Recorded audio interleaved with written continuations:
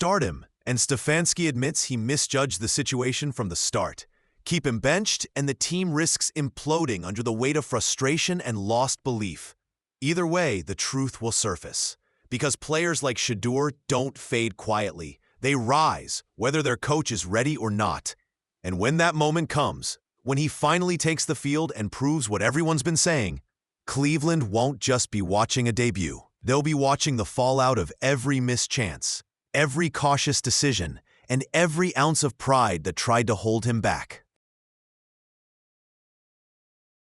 A young quarterback with elite polish and a spotlight that makes cautious coaches nervous. So here's the hook. Is Cleveland protecting its comfort zone or protecting its future?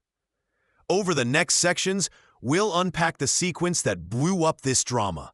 The depth chart shock, the viral takedown, locker room evidence, and the real reasons a respected coach might resist a hyped rookie. I'll separate the confirmed facts from the chatter, frame the speculation clearly, and show why this could be a defining moment for the Browns and for Shedeur Sanders' career. The chaos really began with one move: the Browns' shocking decision to trade Joe Flacco and instantly promote. Reports claim even Stefanski learned about it the same way fans did, through a notification on his phone. For a two-time Coach of the Year, that's more than disrespect. It's a declaration of war from the front office. Within hours, local media confirmed what everyone was thinking. Ownership had stepped in, forcing the move to showcase their prized rookie. What should have been a quiet roster adjustment turned into a public statement. Stefanski's control was gone, and Shedeur's rise was officially out of his hands. When Ryan Clark took the mic, he didn't hold back, he detonated. On live TV, he called out Kevin Stefanski's treatment of Shedeur Sanders with surgical precision, turning quiet frustration into national outrage. Clark accused Stefanski of sabotaging his own franchise by refusing to start the quarterback everyone else in the building believes is ready.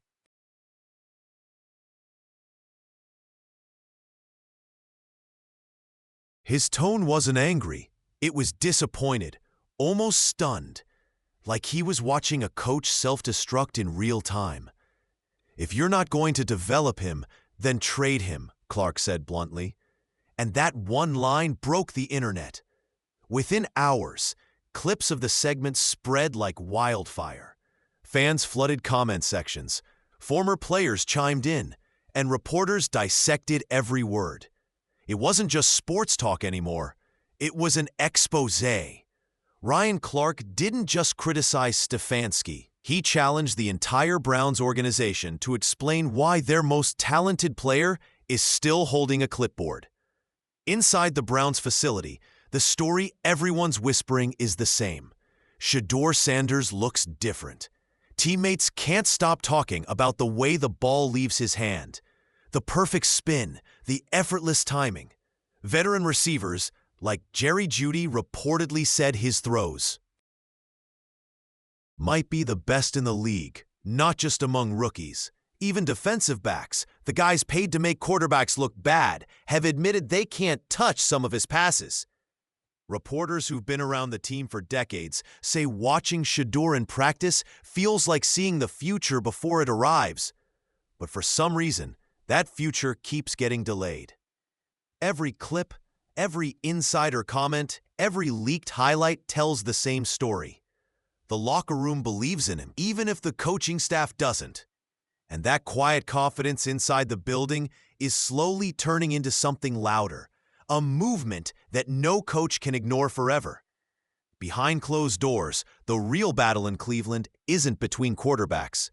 It's between power and pride. Kevin Stefanski has built his career on control, discipline, and structure. He believes in systems, not spotlights. But Browns owner Jimmy Haslam and GM Andrew Berry see something else.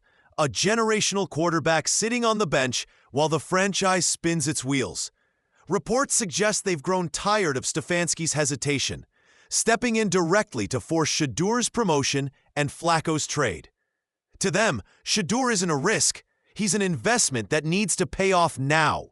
Stefanski, meanwhile, sees it as interference, a breach of trust that strips him of authority. This isn't just a disagreement about who starts on Sunday, it's a philosophical war over who truly runs the Browns. And right now, ownership's calling the plays. For Kevin Stefanski, this was never just about talent. It was about survival. Some believe his refusal to start Shedur Sanders came from ego, an unwillingness to admit Stefanski would take the blame. But if he succeeded, ownership would get the credit. Either way, he was trapped. Starting Shedur risked his job. Benching him guaranteed outrage. There's also the quieter theory that Stefanski genuinely thought he was protecting the kid, not punishing him. Maybe he'd seen too many promising quarterbacks crumble under early pressure. But here's the problem. His vague explanations never match that story. He couldn't point to a single flaw, just recycled lines about development.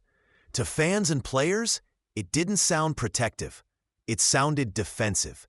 And in the NFL, hesitation looks a lot like weakness.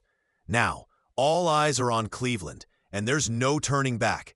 Reports say ownership wants Shedur Sanders under center before the season ends. And when that moment comes, it'll redefine everything. If he shines, the front office looks like visionaries, and Stefanski's cautious legacy fades overnight.